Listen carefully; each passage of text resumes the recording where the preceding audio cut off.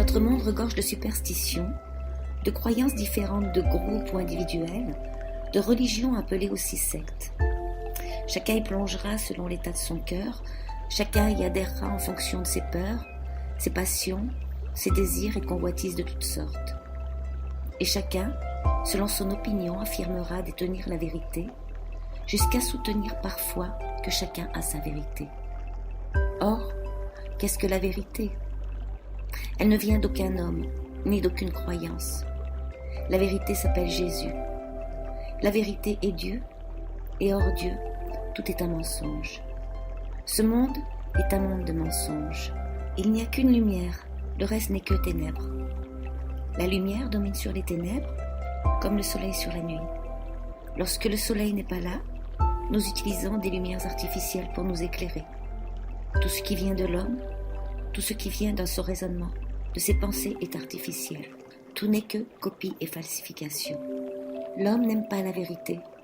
Alors il invente des histoires, il se crée ses propres vérités, les plus rocambolesques les unes que les autres. Depuis le début des temps, l'homme s'est inventé des dieux, des diables, des idoles humaines et animales ou de pierre, des superstitions.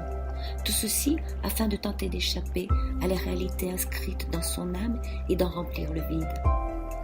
En effet, le Créateur de toutes choses qui se meut dans l'univers a doté l'homme d'une notion d'éternité. Ecclésiaste 3:11, il a fait toutes choses belles en son temps, même il a mis l'éternité dans le cœur, sans que l'homme puisse toutefois comprendre, depuis le commencement jusqu'à la fin, l'œuvre que Dieu fait. Et en Actes 17:28, car en lui, nous avons la vie, le mouvement et l'être. Mais voilà, l'homme méprise l'évidence et se construit ses objets de déviance. Tout mais pas Dieu. Les astres, le hasard, un gourou, une religion, des dogmes, une philosophie, sa propre intelligence, tout ce qui l'arrange. Mais surtout pas le Dieu souverain. Pourtant, Dieu ne prend personne de court. Et quiconque observe ce qui se voit ne manquera pas d'en attester la logique. Or, il ne peut y avoir de hasard dans la logique. Tout ce qui touche à la nature, nous en voyons la précision. Tout système interagit en harmonie parfaite. Romains 1, verset 20. En effet, les perfections invisibles de Dieu, sa puissance éternelle et sa divinité, se voient comme à l'œil depuis la création du monde, quand on les considère dans ses ouvrages, de sorte qu'ils sont inexcusables. Déplaçons un seul élément des lois de l'univers et nous en souffrirons le chaos. Pour preuve, nous voyons bien que tous les domaines expérimentés par l'homme sont rendus tristesse et désolation. Un jour, Dieu avait prévenu l'homme en adressant ces paroles. Le jour où tu mangeras le fruit, tu mourras certainement. C'est ainsi que le raisonnement de l'homme s'est dressé devant la toute-puissance de celui qui tient toute vie entre ses mains. Ce raisonnement, ennemi de la vie, cette pensée humaine, charnelle, l'adversaire qu'on appelle le diable, Satan, a voulu prendre les commandes et remettre en question toutes les révélations divines. C'est ainsi qu'il s'est proposé cette idée. Quoi Dieu a dit ? Alors, l'homme a voulu suivre ses propres voies, désirant faire Dieu menteur en bravant ses avertissements. Genèse 2:17, mais tu ne mangeras pas le fruit de l'arbre de la connaissance du bien et du mal, car le jour où tu en mangeras, tu mourras, c'est certain. L'homme a tenté de renverser la souveraineté du Seigneur. Il lui a déclaré la guerre. Il l'a défié. Voilà ce qui résonnait en lui. Vous serez comme des dieux. Voilà sa convoitise. Voilà son orgueil. Voilà sa chute. Seulement Dieu n'avait pas dit si tu manges, mais le jour où tu en mangeras. C'est-à-dire que le Seigneur ne s'est pas laissé surprendre. Le jour où tu en mangeras et non si tu manges. Il savait parce que dans sa souveraineté, le Seigneur l'a décrété ainsi. Ceci est son plan souverain, pour un but bien précis. Aucun hasard, tout est déterminé à l'avance. Ésaïe 45:4. Qui a accompli cela ? Qui l'a mis en œuvre ? C'est celui qui a convoqué les générations dès le commencement. C'est moi, l'Éternel, qui suis le premier et je serai encore le même avec les générations à venir. De tout temps, de toute génération, l'homme s'est appliqué pour tenter d'anéantir la pensée divine, soit en la rejetant ouvertement, soit en inventant des religions. Ces deux extrêmes ont le même but, celui d'élever l'humain au-dessus de Dieu. Il a cru à son libre arbitre et au mensonge et n'a pu cacher sa nudité qu'avec un faible feuillage. Déjà, dès le début de son existence, l'homme utilise les choses de Dieu pour camoufler sa vulnérabilité aveuglante. C'est toujours son paradoxe, se servir de tout ce qui est, tout en reniant sa provenance et sa puissance pour se l'approprier. Dieu nous a parlé à travers différents hommes qu'il s'est choisis. À travers son Fils Jésus, il nous a visités. Qu'est-ce qu'a fait l'homme? Il a rejeté la parole, Dieu lui-même en le clouant à la croix. Je vous laisse méditer sur un passage de l'Écriture illustrant cette affirmation par le Seigneur lui-même en Matthieu chapitre 21 des versets 33 à 39. Écoutez une autre similitude. Il y avait un père de famille qui planta une vigne. Il l'environna d'une haie. Il y creusa un pressoir et il bâtit une tour. Puis il la loua à des vignerons et s'en alla faire un voyage. La saison des fruits étant proche, il envoya ses serviteurs vers les vignerons pour recevoir les fruits de sa vigne. Mais les vignerons, s'étant saisis des serviteurs, battirent l'un, tuèrent l'autre et en lapidèrent un autre. Il envoya encore d'autres serviteurs, en plus grand nombre que les premiers, et ils les traitèrent de même. Enfin, il envoya vers eux son fils, en disant « Ils auront du respect pour mon fils. » Mais quand les vignerons virent le fils, ils dirent entre eux « C'est ici l'héritier, venez, tuons-le, et nous saisissons de son héritage. » Et l'ayant pris, ils le jetèrent hors de la vigne et le tuèrent. Pourquoi? Eh bien parce que le Dieu souverain l'avait décidé ainsi. Et nous le lisons en Ésaïe, chapitre 53, verset 10. Or, il a plu à l'Éternel de le frapper. Il l'a mis dans la souffrance. Nombreuses prophéties des Saintes Écritures l'attestent, comme elles confirment que tous les décrets du Seigneur sont arrêtés. Et si l'homme n'a pas voulu que Dieu règne sur lui, c'est que le Seigneur Jésus a démontré à l'humain sa déchéance et son impossibilité d'arriver à quoi que ce soit sans lui. Certains ont aimé ses déclarations et d'autres les ont haïs. Alors pourquoi?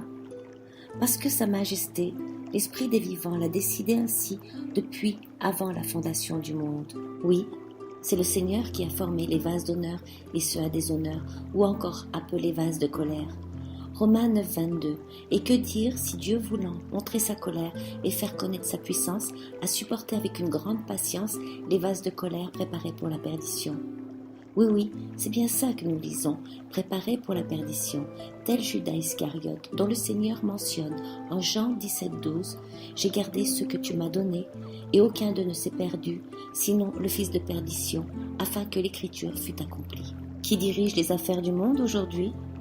Dieu ou celui qu'on appelle le diable, c'est-à-dire l'adversaire?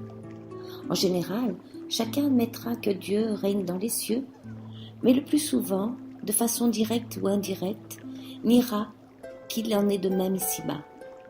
Partout dans le monde dit chrétien, chacun est convaincu que tout homme décide de son destin grâce à son libre arbitre. Ceux qui soutiennent farouchement la responsabilité de l'homme n'en blâment pas moins Satan pour une grande partie du mal que l'on rencontre dans le monde. En cela, ils nient leur propre responsabilité en attribuant à un diable ce qui en réalité provient de leur propre cœur mauvais. Marc 7, 21 à 23. Mais qui dirige les affaires du monde aujourd'hui? Dieu ou celui qu'on appelle le diable, c'est-à-dire l'adversaire, le raisonnement? Essayons de jeter sur le monde un regard sérieux et global. Nous rencontrons partout la confusion et le chaos. Le mal s'étale et le désordre abonde. Les hommes mauvais, les imposteurs se multiplient et avancent toujours plus dans le mal. De Timothée 3, 13. Aujourd'hui, tout paraît disloqué. Les monarchies craquent et chancellent. Les anciennes dynasties sont renversées, les nations se révoltent, la civilisation connaît un échec flagrant. La quasi-totalité de la planète se trouve aux prises dans une lutte à mort. Alors que les gigantesques combats des 2 grandes guerres ont cessé depuis plus de 80 ans, l'agitation, le mécontentement et le désordre règnent partout. Nul ne peut dire dans combien de temps, ni où, une autre guerre éclatera. Luc 21-26, les hommes rendent l'âme de terreur dans l'attente de ce qui surviendra pour la terre. À la lumière de ces événements, Dieu a-t-il l'air de contrôler parfaitement le monde ? Depuis 21 siècles de l'annonce de l'Évangile, Christ est toujours méprisé et abandonné des hommes. Seule une minorité proclame et glorifie le Christ des Écritures. Dans la plupart des systèmes religieux, dit Église avec un petit E, le roi des rois est déshonoré et renié. Ces organisations ne savent plus quoi inventer pour attirer les foules. Leurs mensonges de prospérité, de grâce et de salut par mérite ou de décision personnelle de bonne volonté, leur soi-disant parler en langue psychiatrique et toute autre sorte d'histoires grossièrement cousues séduisent les âmes vides en quête de reconnaissance et d'appartenance. De nombreux soi-disant chrétiens sont déconnectés et leurs croyances sévèrement mises à l'épreuve. Que fait Dieu ? Ne voit-il pas, n'entend-il pas ? Est-il impuissant ou indifférent ? Certains, parmi les chefs de file de la pensée religieuse, ont affirmé l'incapacité de Dieu d'empêcher les malheurs de ce monde et d'y mettre un terme. À la lumière de cette situation, Dieu a-t-il l'air de gouverner le monde ? Alors qui dirige les affaires du monde aujourd'hui ? Dieu ou celui qu'on appelle le diable, c'est-à-dire l'adversaire, le raisonnement humain ? Quelle est l'impression produite sur l'esprit des hommes de ce monde qui entendent les discours de ces sectes ? Que retirent-ils de l'écoute des gourous assoiffés d'argent, de reconnaissance et de pouvoir ? Il leur semble que ces pauvres petits chrétiens croient en un Dieu frustré et déçu. Ceux qui font profession de dirigeants et conducteurs de ces diverses obédiences dites chrétiennes d'aujourd'hui ne forcent-ils pas tout auditeur sérieux à conclure qu'ils représentent un Dieu rempli d'intentions bienveillantes mais incapable de les réaliser ? Un Dieu désireux, en toute bonne foi, de bénir les hommes, mais tenu en échec par leur refus ? Leurs auditeurs en arriveront à ressentir envers ce Dieu un sentiment de compassion plutôt que d'adoration et de crainte. Qui dirige les affaires du monde aujourd'hui ? Que dit l'Écriture ? Si nous croyons aux affirmations claires et catégoriques du Seigneur, aucune place n'est laissée à l'incertitude. Les Écritures affirment à maintes reprises la présence de Dieu sur le trône de l'univers, sceptre en main, dirigeant toutes choses d'après le conseil de sa volonté. Dieu n'a pas seulement créé toutes choses, déclare l'Écriture, mais il règne sur toute œuvre de ses mains et il les gouverne. Le Seigneur est le Tout-Puissant, affirme-t-elle. Sa volonté est irréversible et sa souveraineté demeure absolue dans tous les domaines de son vaste univers. Alors seules 2 alternatives sont possibles. Dieu doit diriger ou être dirigé, gouverner ou être gouverné, accomplir sa propre volonté ou en être empêché par ses créatures. Reconnaître le fait qu'il est le Dieu, le seul souverain et le roi des rois, revêtu de la sagesse parfaite et de la toute-puissance, conduit à la conclusion inéluctable: il est Dieu en réalité et pas seulement de nom. Et à la lumière de ces propos et de la façon dont l'homme s'est glorifié en commençant par un salut accepté par sa petite personne, la vérité n'en est pas moins présente concernant la toute-puissance, la toute-suffisance et la souveraineté de Dieu. Dieu est vivant. Il connaît toutes les actions des hommes. Il a toujours régné, il règne encore et régnera toujours. Ceux qui ne croient pas à la souveraineté du Seigneur victimisent dès que leur libre arbitre est mis sur le tapis de leur incrédulité, accusant les élus de jugement. Ils ne peuvent comprendre que les sauvés ont à cœur la vérité. Il est écrit: mais ceux du peuple qui connaîtront leur Dieu agiront avec fermeté. Ceci en Daniel 11, 32. Les incrédules pensent que nous défendons une opinion, une idée. Mais non, c'est bien de la vérité dont nous parlons. Dieu règne sur toutes choses et rien n'est hors de son contrôle absolu. Nous vivons en pleine crise mondiale et les hommes sont partout en proie à la peur. Dieu ne l'est pas. Il n'est jamais pris au dépourvu. Il ne se trouve pas aujourd'hui confronté par un événement imprévu, car il est celui qui opère toutes choses d'après le conseil de sa volonté. Éphésiens 1:11. Ainsi le monde peut être envahi par la terreur. Notre Dieu s'adresse à ses enfants: ne crains pas. Toutes choses sont soumises à son contrôle immédiat. Toutes choses se déroulent en accord parfait avec son but éternel. Ainsi, toutes choses concourent au bien de ceux qui aiment Dieu, de ceux qui sont appelés selon son dessein. Il doit en être ainsi, car c'est de lui, par lui et pour lui que sont toutes choses. Romains 11,36. Bien peu l'admettent. Pour beaucoup, il est un spectateur lointain, sans plus, ne jouant aucun rôle immédiat dans les affaires de ce monde. Or, l'homme possède certes un semblant de volonté, mais seule la volonté de Dieu prime sur tout. Le premier jouit d'une certaine puissance, mais Dieu est tout-puissant. Les lois de la nature, il est vrai, dirigent en général le monde matériel, mais derrière celles-ci réside le grand législateur et administrateur. L'homme est une créature, Dieu, lui, est le créateur. Comme Dieu possède une puissance infinie et l'homme une puissance limitée, aucune de ces créatures ne peut favoriser, entraver ou frustrer son dessein et ses plans. Seule la foi qui vient de sa majesté donne à notre cœur la force de mettre notre confiance et de prendre plaisir en cette vérité de sa souveraineté absolue. La foi se tourne toujours vers Dieu. C'est sa caractéristique principale, celle qui la différencie d'une théologie purement intellectuelle. La foi se montre ferme, comme voyant celui qui est invisible, Hébreux 11, 27.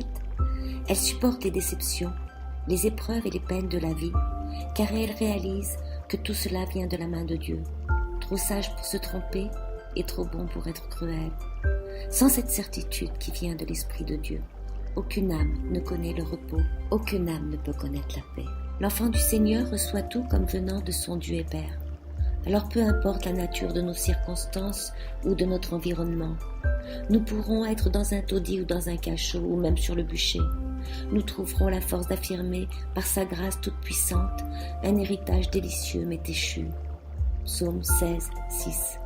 Voilà le langage de la foi, et non pas celui de la vue. Depuis le bourbier de leur athéisme, nombreux affirmeront le contraire et objecteront en mettant en avant leur liberté, leur grandeur d'âme d'avoir fait les bons choix.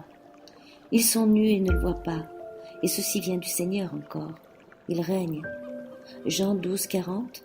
Il a aveuglé leurs yeux et endurci leur cœur, de peur qu'ils ne voient des yeux, qu'ils ne comprennent du cœur, qu'ils ne se convertissent et que je ne les guérisse.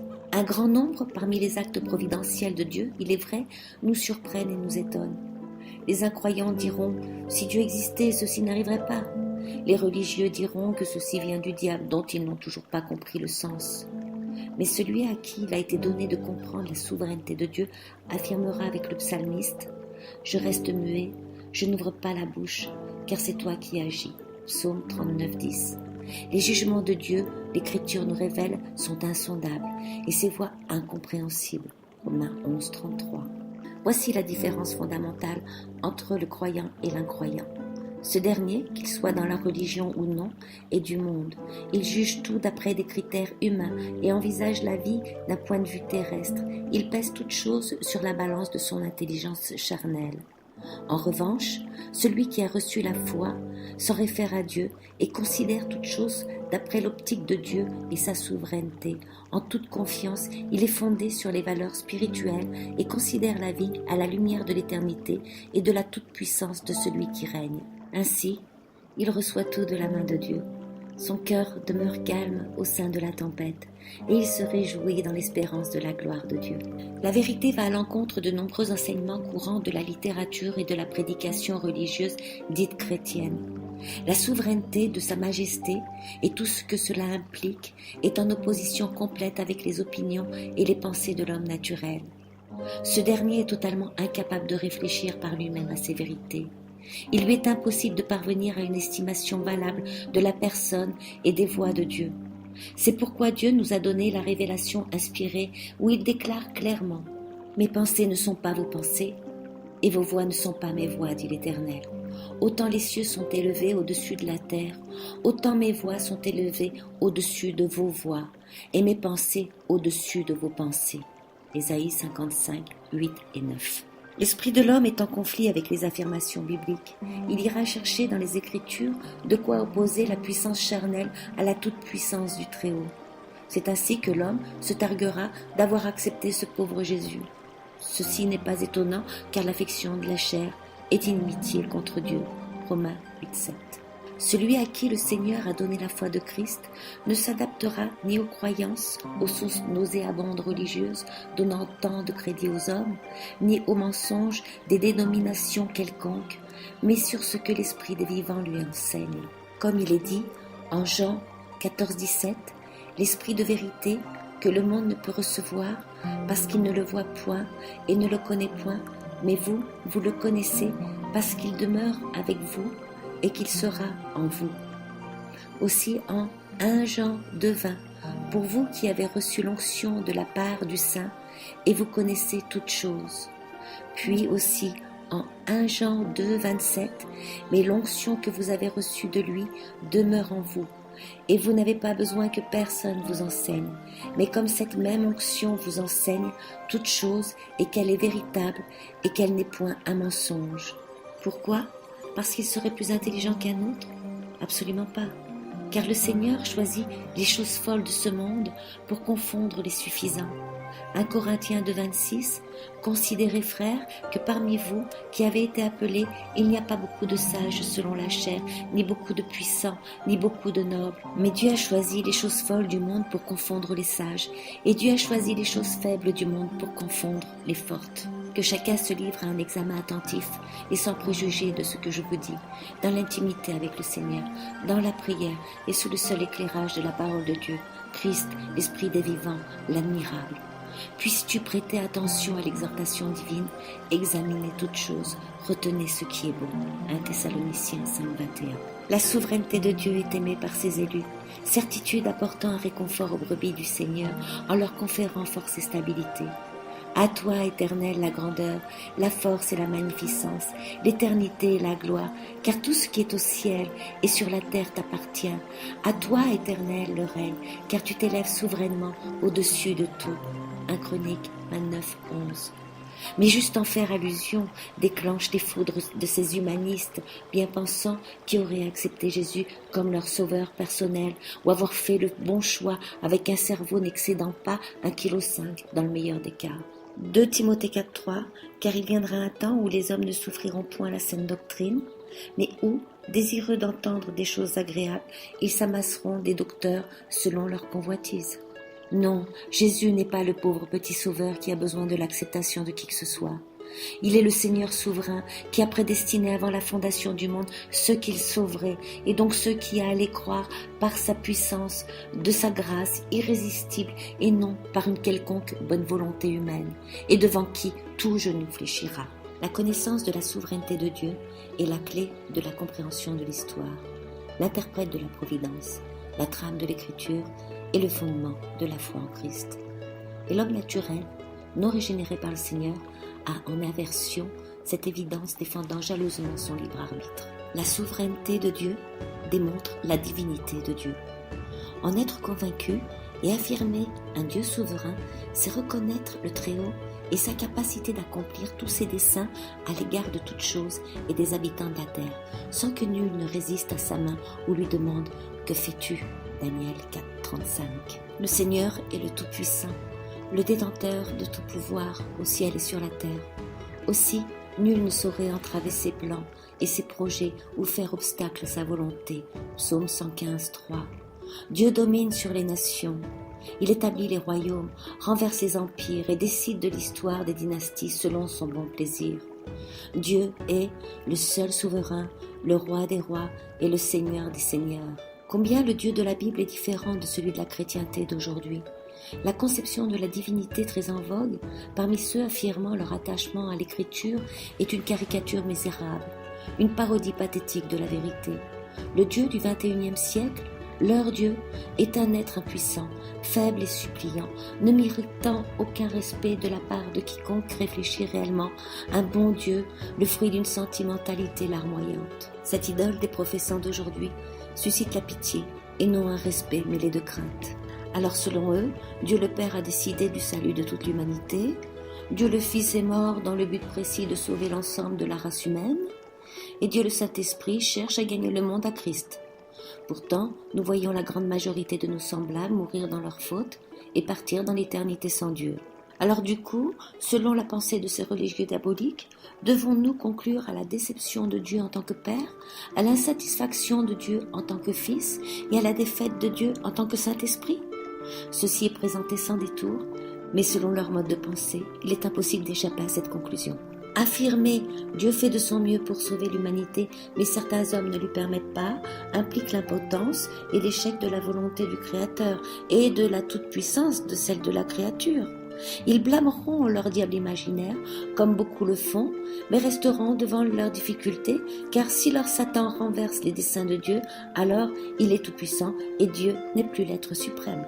Affirmer l'échec à cause du péché dans le plan initial du Créateur revient à détrôner Dieu.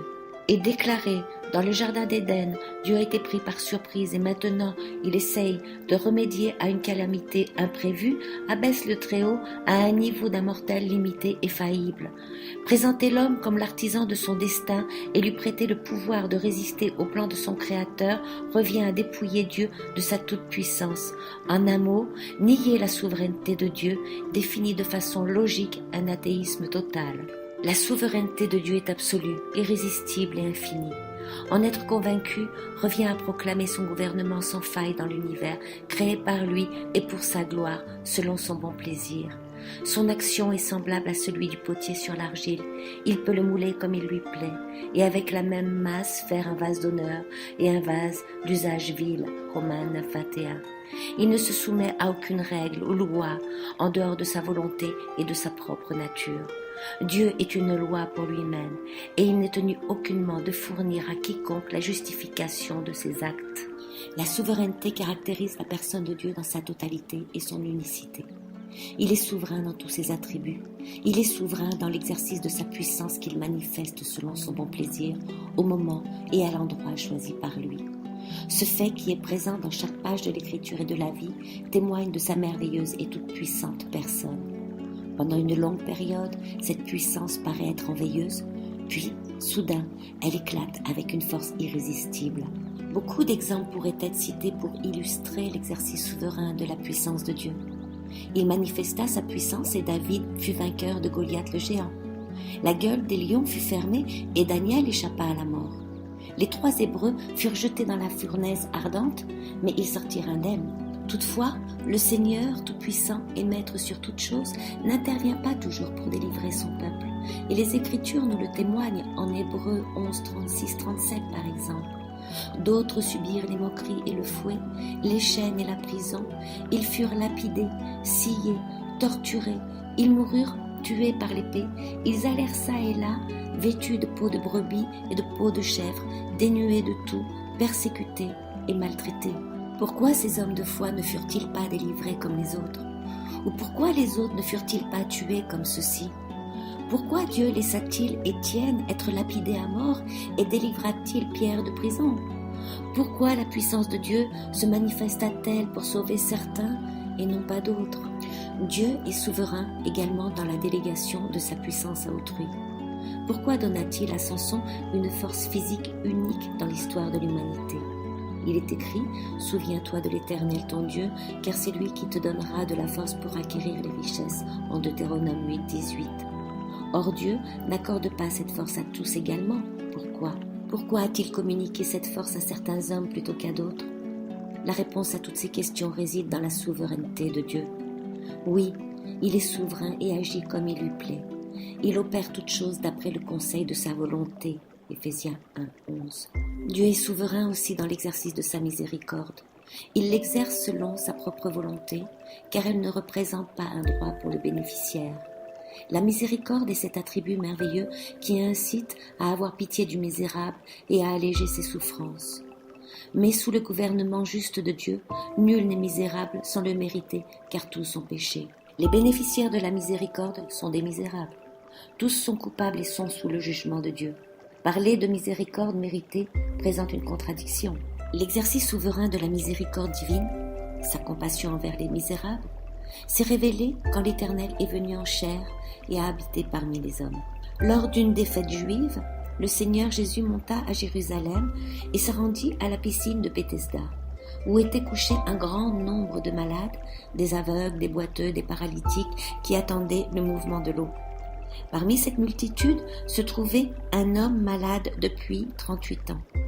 Que se produisit-il ? Jésus, l'ayant vu coucher et sachant qu'il était déjà malade depuis longtemps, lui dit « Veux-tu être guéri ?» Le malade lui répond « Seigneur, je n'ai personne pour me jeter dans la piscine quand l'eau est agitée. Et pendant que j'y vais, un autre descend avant moi. » « Lève-toi, lui dit Jésus, prends ton lit et marche. » Aussitôt, cet homme fut guéri, il prit son lit et marcha. Jean 5, 1 à 9. Pourquoi cet homme en particulier fut-il choisi ? Il ne s'est pas écrié « Seigneur, aie pitié de moi ». Le récit n'indique aucun titre l'autorisant à recevoir une faveur particulière. Il s'agit seulement d'un cas illustrant l'exercice souverain de la miséricorde divine. Pour Christ, il aurait été facile d'agir ainsi envers tout le grand nombre de malades, mais il ne le fit pas. Il déploya sa puissance et délivra cet homme de son infirmité. Pour des raisons connues de lui seul, il s'abstint d'agir de même envers les autres. Dieu est souverain encore dans l'exercice de sa grâce.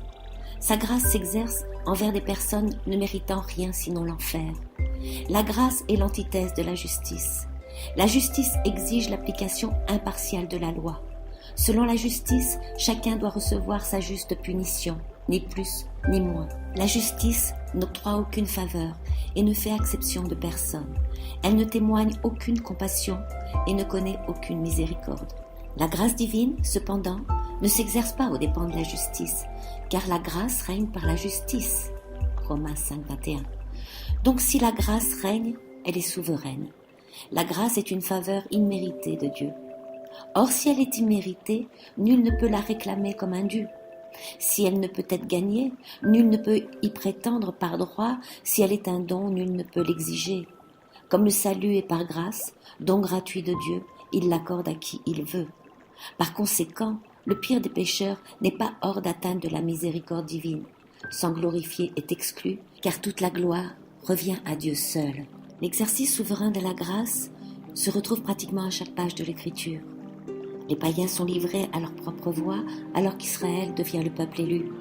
Ismaël, premier-né, ne fut pas l'élu, alors qu'Isaac, fils de la vieillesse de ses parents, est l'enfant de la promesse. Ésaü, l'aîné, est privé de la bénédiction, alors que Jacob, le méprisable, reçoit l'héritage et est façonné en vase d'honneur. Il en est de même dans la nouvelle alliance. La vérité divine est cachée aux sages et aux intelligents, mais révélée aux petits-enfants. Les pharisiens et les sadducéens sont livrés à leur propre voie, mais les publicains et les prostituées sont attirés par les liens de l'amour divin. À l'époque de la naissance du Sauveur, la grâce divine s'exerça de façon remarquable. La venue de Dieu sur terre fut l'un des plus grands événements de l'histoire du monde. Pourtant, elle ne fut pas divulguée à toute l'humanité, mais seulement à des bergers à Bethléem et à des sages en Orient. Encore aujourd'hui, Christ ne se révèle pas à tous. Il aurait été facile à Dieu d'envoyer une délégation d'anges à chaque pays pour lui annoncer la naissance de son Fils, mais il ne le fit pas. Dieu aurait pu aisément attirer l'attention de toute l'humanité sur l'étoile, mais il n'en fit rien. Pourquoi ? Parce que l'unique Seigneur est souverain et il dispense ses faveurs selon son bon plaisir. Les deux catégories de personnes auxquelles la naissance du Sauveur fut révélée sont plus qu'invraisemblables. Des bergers et des païens venus d'un pays lointain. Aucun ange ne se tint devant le Sanhédrin pour annoncer la venue du Messie d'Israël. Aucune étoile n'apparut aux scribes et aux docteurs de la loi alors qu'ils s'occupaient à sonder les Écritures, empreints d'un sentiment d'orgueil et de leur propre justice. Ils cherchèrent à savoir où l'enfant devait naître. Toutefois, ceci ne leur fut pas révélé. Quel déploiement de la souveraineté divine! D'humbles pécheurs furent choisis pour cet honneur particulier et les érudits et les personnages éminents laissés de côté. Et pourquoi la naissance du Sauveur fut-elle révélée à ces lointains étrangers et non pas à ceux parmi lesquels il naquit ? Eh bien, il s'agit du dessein merveilleux des agissements de Dieu envers l'humanité tout au long de notre ère. Observons la souveraineté de Dieu dans la création. Tu es digne, notre Seigneur et notre Dieu, de recevoir la gloire et l'honneur et la puissance, car tu as créé toutes choses, et c'est par ta volonté qu'elles existent et qu'elles ont été créées.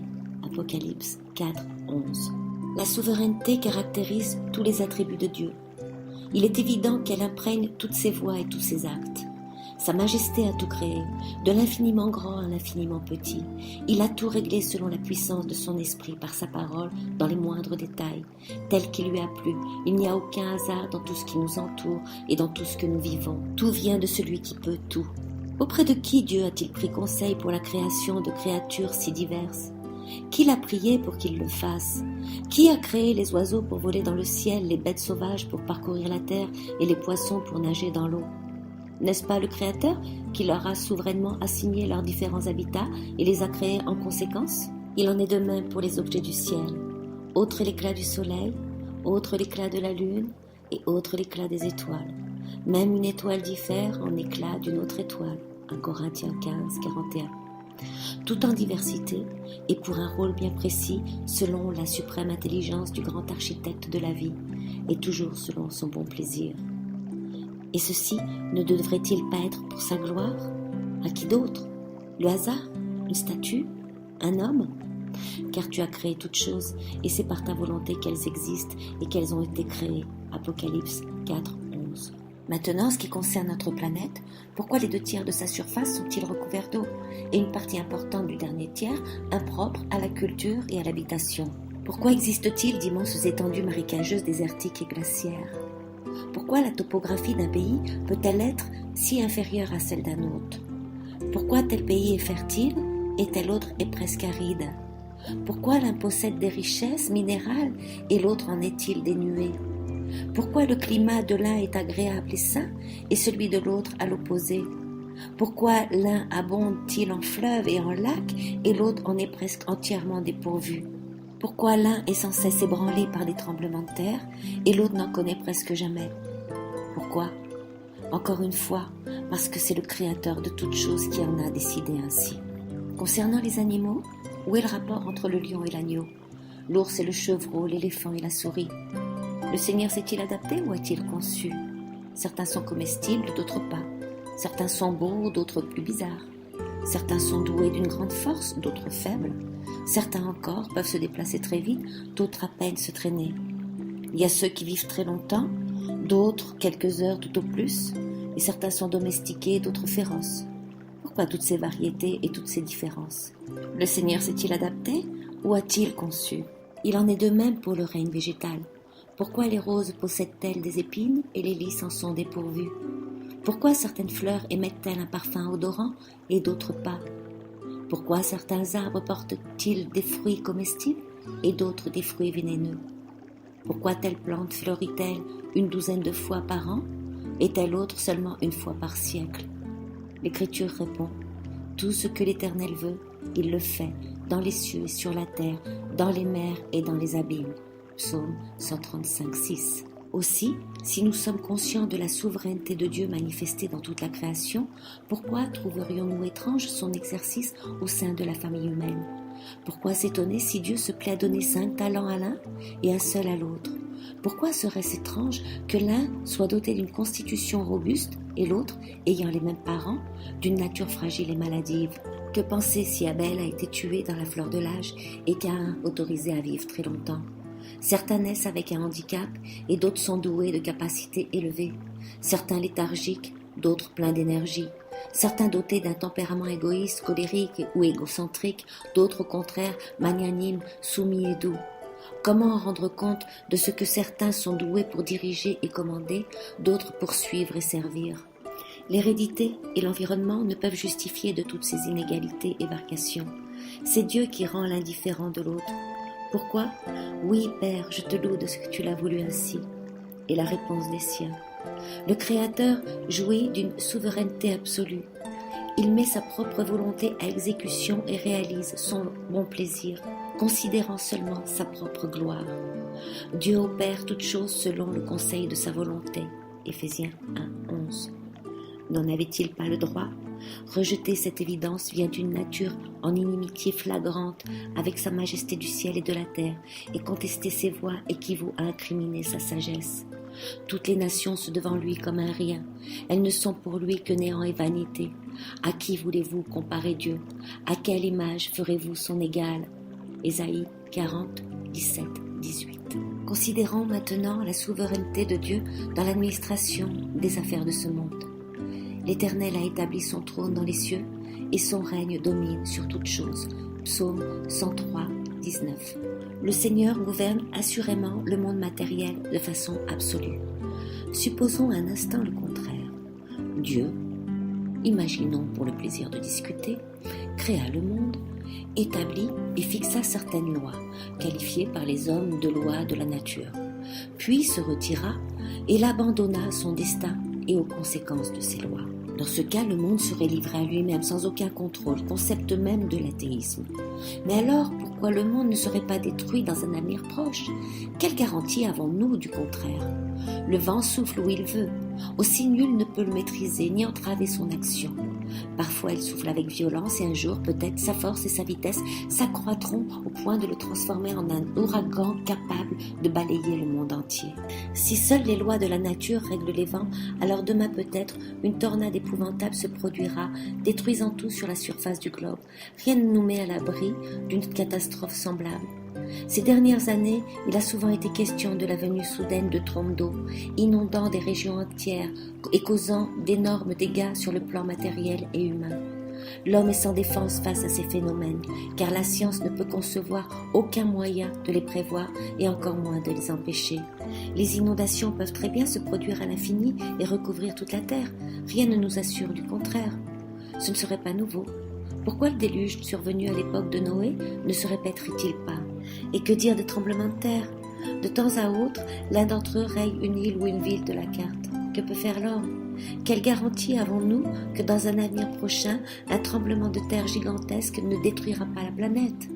Si Dieu ne gouverne pas le monde matériel, s'il ne soutient pas toute chose par sa parole puissante, plus aucune sécurité n'existe.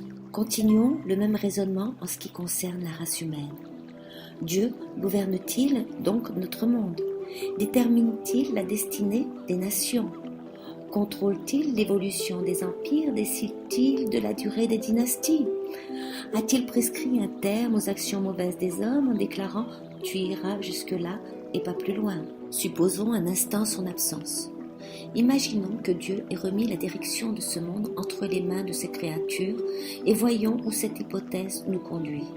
Chaque homme vient alors au monde doté d'une volonté totalement libre et exempte de tout contrôle susceptible de détruire sa liberté. S'il en était ainsi, l'humanité dans sa totalité signerait son suicide collectif.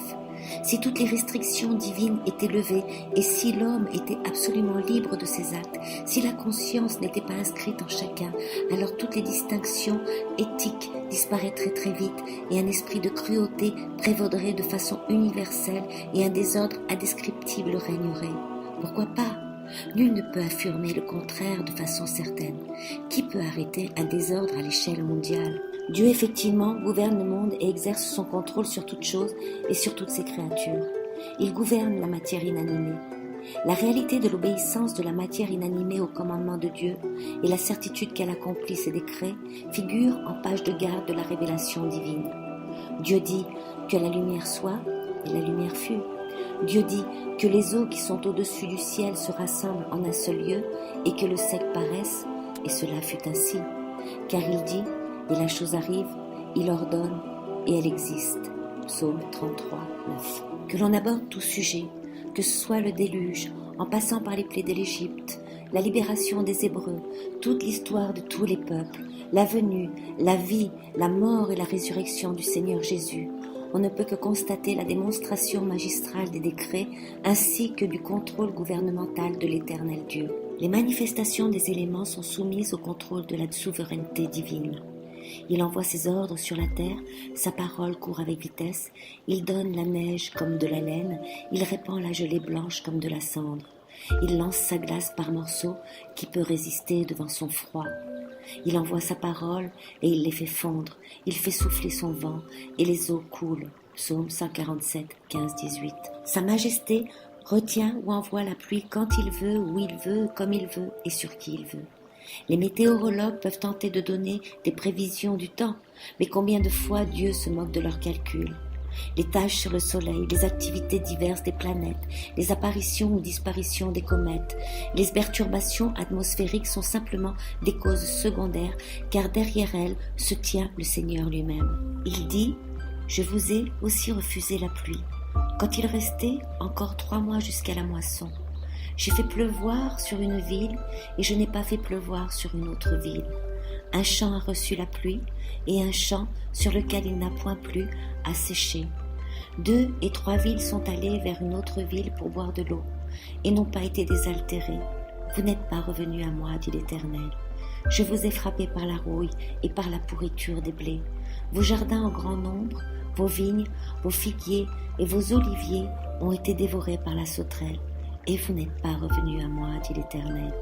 J'ai envoyé parmi vous la peste, telle que celle d'Égypte, et j'ai fait mourir par l'épée vos jeunes hommes, avec vos chevaux qui avaient été pris. Et j'ai fait monter la puanteur de vos camps jusqu'à vos narines. Et vous n'êtes pas revenus à moi, dit l'Éternel. Amos 4, 7, 10. Absolument tout est sous la gouvernance du Seigneur. La terre et l'air, le feu et l'eau, la grêle et la neige, les vents orageux et les mers déchaînées. Tous exécutent sa parole puissante et accomplissent sa volonté souveraine. Les Écritures attestent par tous ces écrits le contrôle permanent de l'Esprit des vivants, l'admirable. Alors Dieu gouverne-t-il les êtres humains? Sujet épineux, en effet, où nous avons 2 alternatives s'offrant à nous, mais une seule est la vérité. Dieu gouverne où il est gouverné. Dieu dirige où il est dirigé. Dieu arrive à ses fins où les hommes aux leurs. L'homme est-il un être si rebelle qu'il se situerait au-delà du contrôle de Dieu? La faute a-t-elle éloigné l'homme déchu du Dieu 3 fois saint, de façon à le placer hors des limites de sa juridiction? Ou l'homme a-t-il été doté d'une responsabilité morale, empêchant Dieu de le contrôler entièrement pendant la période de son passage sur terre?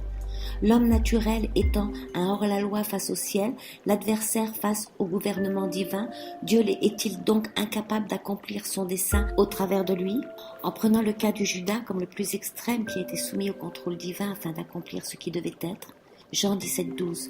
Pendant que j'étais avec eux dans le monde, je les gardais en ton nom. J'ai gardé ce que tu m'as donné, et aucun d'eux ne s'est perdu, sinon le fils de perdition, afin que l'écriture fût accomplie. Alors, comment n'en serait-il pas de même pour tous, sans parler du coq qui était parfaitement à l'heure pour chanter 3 fois selon l'ordre du Seigneur, pour confondre la hardiesse de Pierre, qui de toute façon devait le rejeter un temps. Car en lui nous avons la vie, le mouvement et l'être. Acte 17, 28. Ceci est une affirmation catégorique. Les projets que forme le cœur dépendent de l'homme, mais la réponse que donne la bouche vient de l'Éternel. Proverbe 16, 1. Cette déclaration est d'ordre général. Il s'agit de l'homme en général et pas seulement des croyants. Le cœur de l'homme médite sa voie, mais c'est l'Éternel qui dirige ses pas. Proverbe 16, 9. Si le Seigneur dirige les pas de l'homme, n'avons-nous pas la preuve que Dieu le gouverne et le contrôle? Et encore, il y a dans le cœur de l'homme beaucoup de projets, mais c'est le dessein de l'Éternel qui s'accomplit. Proverbe 19, 21. En d'autres termes, peu importe les désirs et les projets de l'homme, seule la volonté du Créateur s'accomplit. Aucune limite ne peut être fixée à ses déclarations. Mais sa résolution est arrêtée. Qui s'y opposera? Ce que son âme désire, il l'exécute. Job 23, 13. Les desseins de l'Éternel subsistent à toujours, et les projets de son cœur de génération en génération. Psaume 33, 11. Il n'y a ni sagesse, ni intelligence, ni conseil en face de l'Éternel. Proverbe 21, 30. L'Éternel des armées a pris cette résolution. Qui s'y opposera? Sa main est étendue. Qui la détournera? Ésaïe 14, 27. Souvenez-vous de ce qui s'est passé dès les temps anciens, car je suis Dieu, il n'y en a point d'autre. Je suis Dieu, et nul n'est semblable à moi. J'annonce dès le commencement ce qui doit arriver, et longtemps d'avance ce qui n'est pas encore accompli. Je dis, mes arrêts subsisteront, et que j'exécuterai toute ma volonté. Ésaïe 46, 9, 10. Ces passages ne présentent aucune ambiguïté.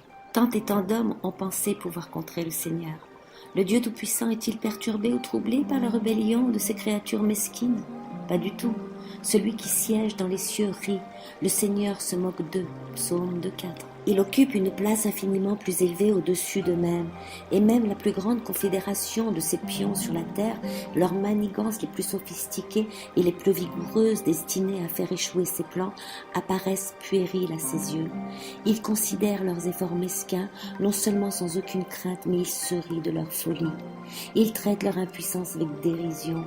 Il sait qu'il peut les écraser comme des mouches quand il veut, ou les consumer en un instant du souffle de sa bouche. C'est une vaine tentative pour les peaux de terre de lutter contre le roi des cieux. Voici notre Dieu, nous l'adorons. Le Seigneur Dieu Tout-Puissant règne. Son gouvernement s'exerce sur le monde inanimé, sur les bêtes sauvages, sur les hommes et sur l'adversité. Aucune révolution planétaire, aucun rayonnement stellaire, aucun orage, aucun mouvement d'une créature, aucune action des hommes, rien dans tout le vaste univers ne se réalise en dehors du plan de Dieu conçu de toute éternité. Et c'est ici la paix des siens, une ancre à la fois sûre et solide pour notre âme.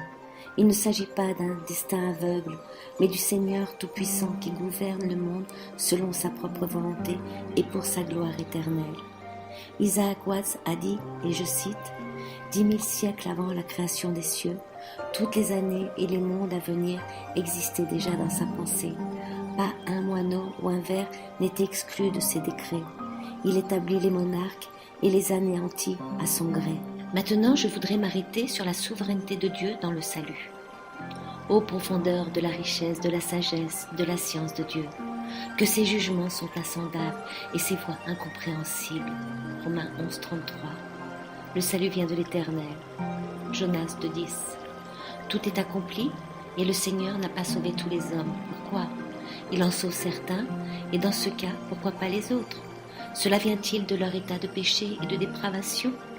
Non, car l'apôtre écrit, c'est une parole certaine et entièrement digne d'être reçue que Jésus-Christ est venu dans le monde pour sauver les pécheurs, dont moi je suis le premier.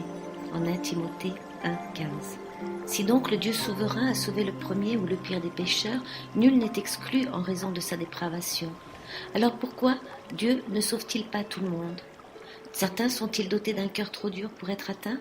Non, car il est écrit à l'égard de ceux dont le cœur était le plus dur, « Je leur donnerai un même cœur, je mettrai en vous un esprit nouveau, j'ôterai de leur corps le cœur de pierre, et je leur donnerai un cœur de chair. » En Ézéchiel 11, 19. Considérons l'expérience des enfants de Dieu. Ceux-ci, avant de rencontrer leur Sauveur et Seigneur, marchaient comme tout le monde, selon leurs pensées et désirs charnels. Chacun d'eux l'affirmera. Puis un jour, ces gens vivent la rencontre. Cette grâce d'amour qui se révèle, l'évidence, Jésus en personne, la lumière chassant les ténèbres du cœur de ses élus, un grand changement, un bouleversement qui les fait passer d'un état d'inquiétude à une vie de paix et de confiance. Oh, certainement ceci n'est pas instantané, mais progressivement, l'Esprit des vivants lui enseignera toutes choses. Mais pourquoi certains et pas d'autres? Pensez-vous que ce fait vient d'une impuissance du Dieu pourtant tout-puissant? Si Dieu a été capable de vaincre la volonté et de gagner le cœur de certains, de les sauver sans leur accord, n'est-il pas incapable d'agir de même avec les autres? Bien sûr que si. Aussi, quel illogisme, incohérence et ridicule pensée de la part des détracteurs de la grâce souveraine en cherchant à crédibiliser le libre arbitre de l'homme et son choix de destinée ultime et par ce fait soutenant l'incapacité de Dieu à les sauver parce qu'ils ne lui permettent pas. L'enfant du Seigneur sait que si un jour il a cru, c'est que Dieu a produit en lui ce désir. Philippiens 2, 13, car c'est Dieu qui produit en vous et le vouloir et le faire selon son bon plaisir. Oui, et pourquoi alors ne dispose-t-il pas favorablement tous les cœurs? Ceci vient du fait qu'il est souverain et qu'il agit selon son bon plaisir pour sa gloire. Reprenons. Les inconvertis sont perdus car ils refusent de croire. Les autres sont sauvés car ils croient. Mais pourquoi ces derniers croient-ils? Qu'est-ce qui les pousse à mettre leur confiance en Christ? Est-ce dû à une intelligence plus grande ou à une compréhension plus rapide de leur besoin d'être sauvés? Impossible. Car qui est-ce qui te distingue? Qu'as-tu que tu n'aies reçu? Et si tu l'as reçu, pourquoi te glorifies-tu comme si tu ne l'avais pas reçu? Est-il écrit en 1 Corinthiens 4, 7. Dieu lui-même fait la différence entre ses élus et les autres. Il se révèle aux siens. C'est de par le Père que l'enfant de Dieu prend connaissance de la vérité. Nous savons aussi que le Fils de Dieu est venu et qu'il nous a donné l'intelligence pour connaître le véritable. 1 Jean 5, 20. La foi est un don de Dieu, et tous n'ont pas la foi, nous dit 2 Thessaloniciens 3, 2. Dieu, nous le voyons, n'accorde pas ce don à tous. À qui l'accorde-t-il donc? À ceux qu'il a prédestinés. En Actes 13, 48, tous ceux qui étaient destinés à la vie éternelle crurent. La Bible parle de la foi des élus de Dieu, en Tite 1:1. Mais Dieu est-il souverain dans la distribution de ses faveurs? N'en aurait-il pas le droit? Ses propres paroles constituent une réponse suffisante. Ne m'est-il pas permis de faire de mon bien ce que je veux? Matthieu 20:15. Dieu est souverain dans l'attribution de ses dons, tant dans le domaine naturel que spirituel. Rien ne lui échappe et bien plus, il a préordonné ses plans. Le chapitre 9 de l'Épître aux Romains, plus que tout autre passage de l'Écriture, affirme de la façon la plus nette la souveraineté absolue de Dieu dans sa décision concernant le destin de ses créatures. Dans les versets 21 à 23, nous lisons « Le potier n'a-t-il pas le pouvoir de faire d'une même masse de terre un vase pour des usages honorables et un autre pour des usages vulgaires ? Et que dire si Dieu, voulant montrer sa colère et faire connaître sa puissance, a supporté avec une grande patience les vases de colère préparés pour la perdition, afin de manifester aussi la richesse de sa gloire sur les vases de miséricorde qu'il a préparés pour la gloire ? Pour le cœur orgueilleux de la créature, il est certes très humiliant de se représenter toute l'humanité dans la main de Dieu comme l'argile dans la main des potiers. Toutefois, la parole de vérité l'affirme, et ceci en dépit de la vanité humaine qui s'imagine toute puissante. Il est évident que Dieu traitera ses créatures avec équité et que le juste juge de toute la terre exercera la justice. En lui, il n'y a aucune erreur. Le roi des rois agit comme il veut, avec ce qui lui appartient, et tout lui appartient. Avant la fondation du monde, Dieu procéda à un choix, à une sélection, à une élection. Face à son regard omniscient se tenait le peuple qu'il prédestina à être ses enfants d'adoption, à être conformes à l'image de Christ. De nombreux passages de l'Écriture affirment cette vérité précieuse. Tous ceux qui étaient destinés à la vie éternelle crurent, en Actes 13:48. Ceci ne plaît pas à l'homme naturel. Aussi, toutes les subtilités de l'intelligence humaine ont été déployées pour tenter d'émousser le tranchant de ce passage et pour essayer d'atténuer la signification évidente de ces paroles, mais en vain. Ce passage nous apprend 4 vérités. La première, la foi est la conséquence du décret de Dieu. La seconde, seul un nombre précis est destiné à la vie éternelle, car si tous les hommes sans exception étaient ainsi destinés par Dieu, les mots « tous ceux » seraient dénués de sens. Le troisième, cet appel de Dieu ne vise pas seulement l'acquisition de privilèges extérieurs, mais la vie éternelle, le salut lui-même. La quatrième, tous ceux, pas un de plus, pas un de moins. Tous ceux que Dieu appelle à la vie éternelle croiront assurément. De même aussi dans le temps présent il y a un reste, selon l'élection de la grâce. Or si c'est par grâce, ce n'est plus par les œuvres. Autrement la grâce n'est plus la grâce. Et si c'est par les œuvres, ce n'est plus une grâce. Autrement l'œuvre n'est plus une œuvre. Romains 11:5.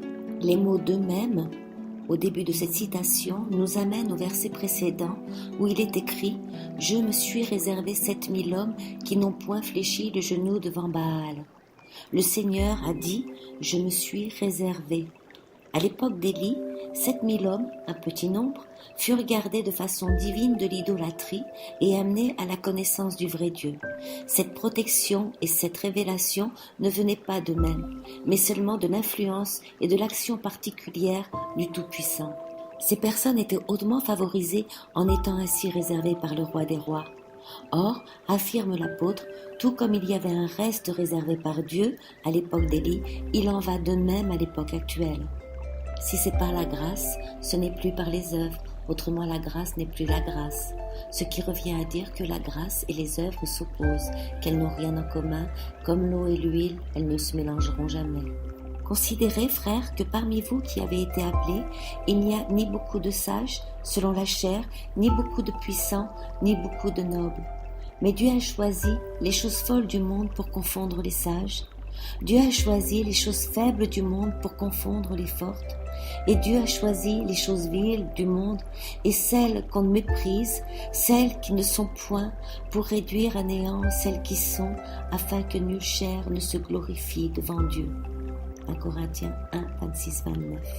À 3 reprises, ce passage fait mention du choix de Dieu, et tout choix exige nécessairement une sélection. Certains sont pris, d'autres laissés. Dieu lui-même procède à ce choix. Le nombre des élus est défini, et il n'y a pas beaucoup de sages.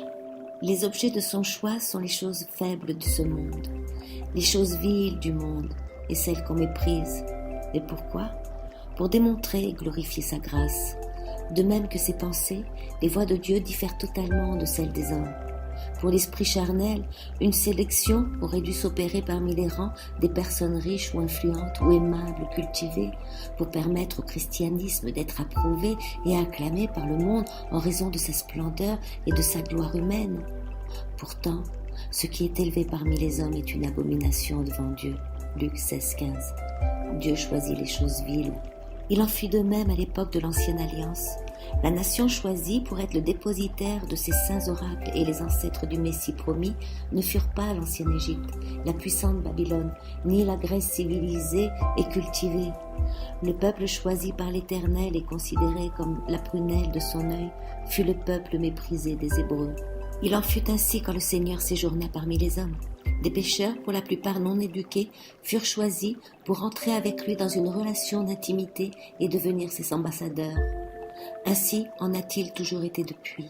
Le choix de Dieu, cette sélection, a pour but, pour raison d'être, que nulle chair ne se glorifie devant Dieu. Puisque rien en eux-mêmes ne permet aux objets de son choix de se glorifier de sa faveur spéciale, toute la gloire revient aux richesses infiniment variées de sa grâce. La conviction de l'évidence de la souveraineté de Dieu produit un effet puissant sur le caractère et la marche quotidienne de celui que le Seigneur a saisi. Elle sert d'encre à notre âme au sein des tempêtes de la vie, et elle est une consolation divine propre à rafraîchir notre esprit. Elle influence à la fois les sentiments de notre cœur et la conduite de notre vie. Elle suscite la reconnaissance dans la prospérité et la patience dans l'adversité. Elle offre le réconfort pour le temps présent et un sentiment de sécurité concernant l'avenir. Elle est l'expression même de la foi qui accomplit tout ceci et plus même encore, car elle affirme que la gloire revient au Dieu Tout-Puissant et constate que la place de la créature est prostrée dans la poussière. Dieu est Tout-Puissant et par suite, nul ne peut s'opposer à sa volonté. Ses desseins ont été décidés de toute éternité et se réaliseront sans aucun changement jusque dans l'éternité future. Ils incluent toutes ses œuvres et contrôlent tous les événements. Il opère toutes choses d'après le conseil de sa volonté. Aucune créature ne peut résister avec succès, c'est pourquoi il est écrit « L'Éternel règne et les peuples tremblent » Psaume 99, 11. La foi en la souveraineté de Christ constitue le fondement de la spiritualité de l'enfant de Dieu. Elle engendre une crainte respectueuse et admirative envers lui qui est à la base de toute chose. La lecture de la Bible sera vaine si elle n'est lue avec cette conscience et ce regard. Tout autre mobile est égoïste, totalement inadéquate et indigne.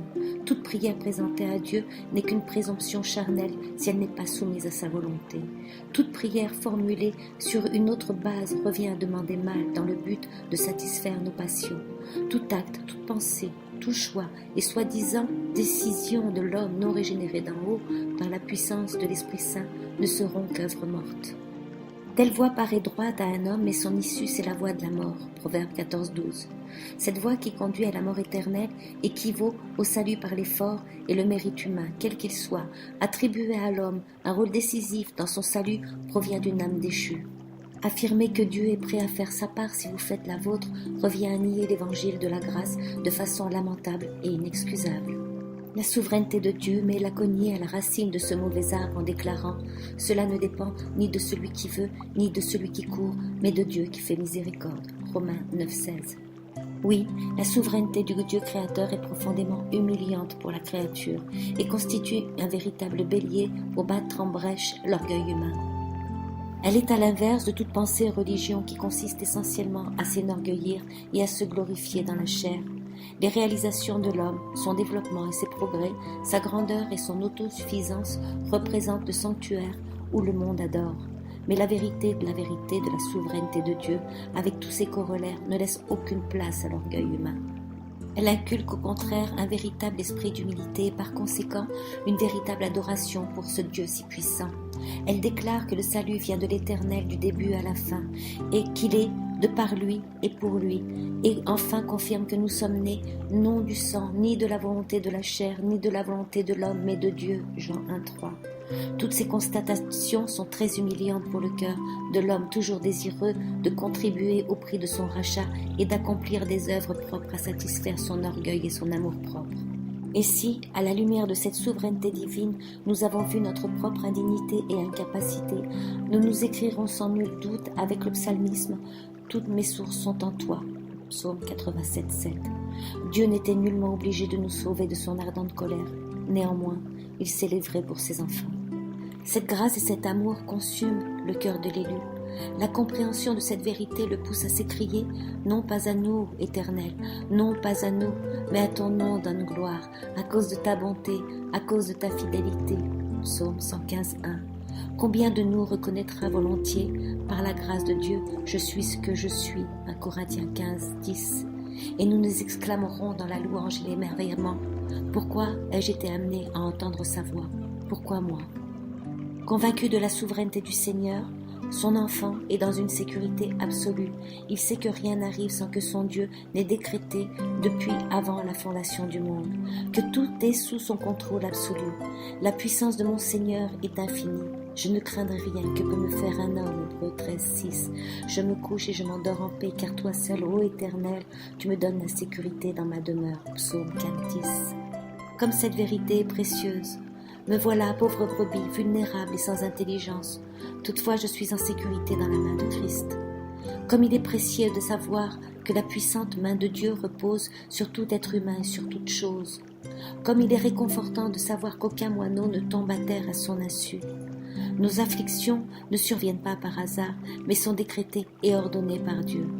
Non seulement sa puissance est infinie, mais sa sagesse et sa bonté aussi. Quelle vérité précieuse! Dieu désire seulement ce qui est bon et sa volonté est irréversible. Il est trop sage pour se tromper et trop bon pour causer à son enfant une seule larme inutile. Par conséquent, si Dieu est doué d'une sagesse et d'une bonté infinie, comme il est précieux de savoir avec certitude que tout est dans sa main et façonné par sa volonté selon son dessein éternel. S'il enlève, qui s'y opposera? Qui lui dira que fais-tu? Job 9,12. Il fixe la durée de notre existence ici-bas. La maladie et la mort sont ses messagers et ne marchent que sous ses ordres. L'Éternel donne et l'Éternel ôte. Quelle paix pour notre cœur si fragile. S'incliner devant la souveraineté de Dieu est l'un des grands secrets de la paix et du bonheur. Ceci n'inclut surtout pas une attitude de résignation fataliste, loin de là. L'enfant de Dieu avance sachant que c'est le Seigneur qui le guide et ne le laisse pas aller dans une inaction stérile, mais marche avec une grande confiance que l'Esprit nous amènera à discerner quelle est la volonté de Dieu, bonne, agréable et parfaite. Romains 12,2. Le croyant est heureux de voir la volonté du Seigneur se réaliser, et une fois que le cœur de Dieu lui est révélé à la lumière de la croix, il jubile d'autant plus de l'accomplissement de sa volonté. De connaître la souveraineté de Dieu suscite une véritable adoration, une joie et un amour de plus en plus profonds par l'admiration de la contemplation de son infinie grandeur. Oui, pourquoi moi? Pourquoi m'a-t-il choisi? Pourquoi moi, autrefois dans la nuit de cette mort qui nous entoure et nous menace et à laquelle je participais? Pourquoi moi ai-je été mis à part pour recevoir ces faveurs si merveilleuses? C'est une réalité insondable. Pareille grâce, pareil amour dépasse l'entendement. Mais si mon esprit est incapable d'en discerner la raison, mon cœur, lui, en exprime ses explosions de joie.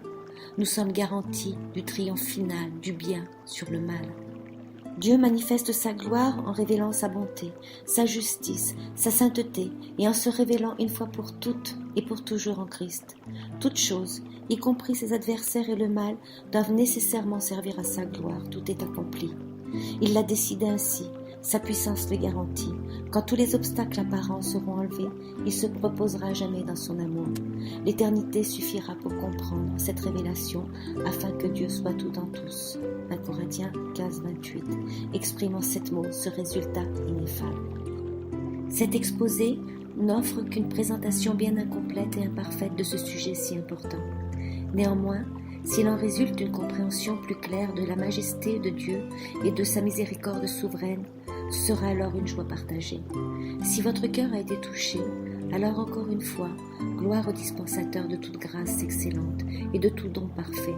À lui, seule la louange, en reconnaissance à sa grâce inimitable et souveraine. Alléluia, car le Seigneur, notre Dieu Tout-Puissant, est entré dans son règne.